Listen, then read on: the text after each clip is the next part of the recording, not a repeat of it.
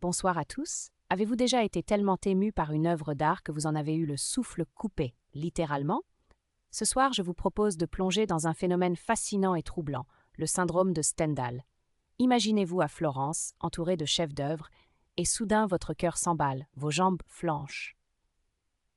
Ce n'est pas une métaphore, c'est un vrai syndrome. Prêt pour le voyage? Voici le chemin que nous allons suivre ensemble. D'abord, je vous raconterai l'histoire fondatrice, ce moment où Stendhal lui-même a vacillé.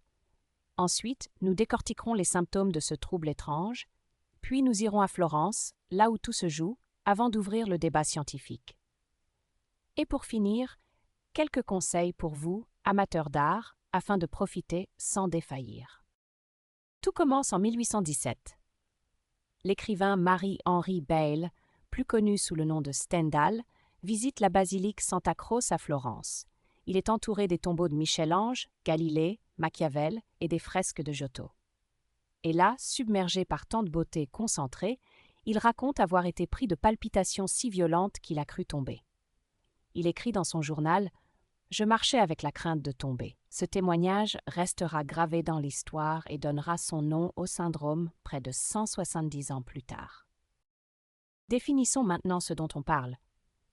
Le syndrome de Stendhal, aussi appelé syndrome de Florence, n'est pas une simple émotion artistique, c'est une réponse psychosomatique brutale.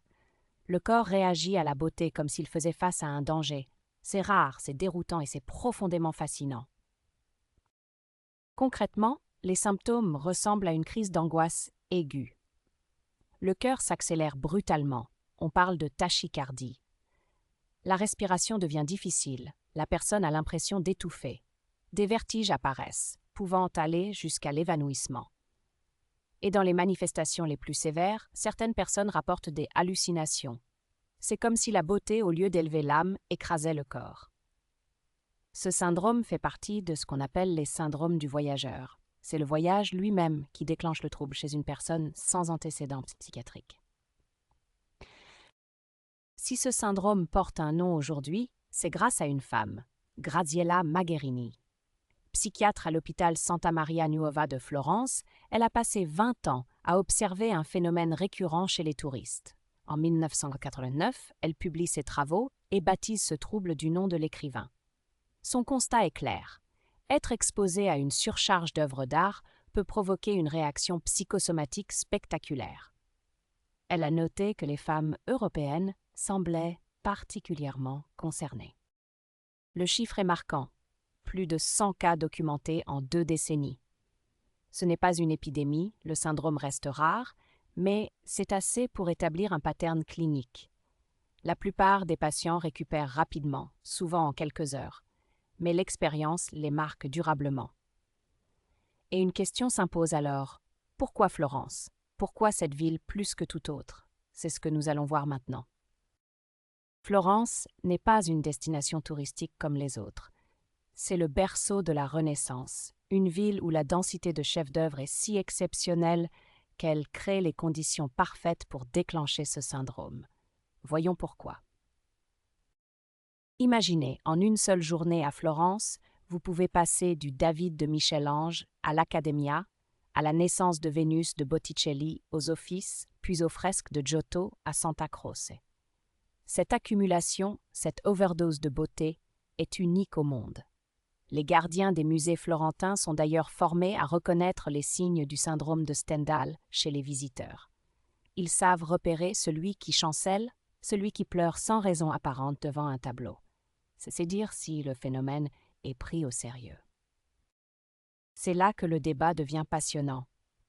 D'un côté, les neurosciences modernes confirment que l'émotion esthétique intense active les mêmes circuits cérébraux que des états de stress aigus. Le système limbique s'emballe, le corps libère du cortisol. La réponse est bien réelle. Mais de l'autre côté, les critiques soulignent que le syndrome de Stendhal n'est pas reconnu officiellement. Il n'apparaît pas dans le DSM-5, la Bible de la psychiatrie. Pour certains, il s'agit simplement d'un coup de fatigue aggravé par la chaleur et la foule. La vérité se situe sans doute entre les deux. Un phénomène authentique, mais probablement surinterprété. Alors, faut-il éviter Florence? Sûrement pas. Voici 3 conseils très simples si vous prévoyez un séjour dans une ville riche en art. Premier réflexe, doser. Un musée par jour, c'est déjà énorme. Ne cherchez pas à tout voir. Deuxième réflexe, respirez. Accordez-vous des pauses, asseyez-vous à une terrasse, laissez votre cerveau digérer ce qu'il vient d'absorber.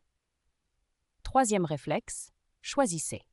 Plutôt que de courir d'une salle à l'autre, prenez 3 ou 4 œuvres et passez du temps avec elles.